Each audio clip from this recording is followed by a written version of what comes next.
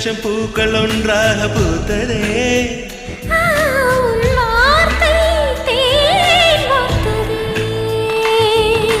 மௌனம் பேசியதே, குளிர் தென்றல் வீசியதே.